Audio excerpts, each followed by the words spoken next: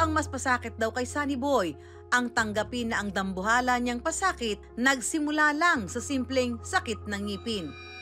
Sa bata pa siya, nadaot yung ngipon. Makabuhat siya sa init. Dito sa bata pa siya, hubag yung ngipon. Kapag 17 na edad, trabaho siya sa kanang magluto og manok, init, hihubag na po na yung naw. Nag-inom siya tambal, hingkupos ra, pero ang gatong may sakit nga ngipon, ang lagos napuwa. Napuwa ang lagos tong duol, akatong gitaptan sa ngipon nga may daot.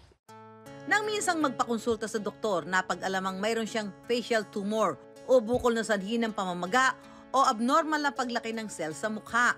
Was diagnosed with ameloblastoma.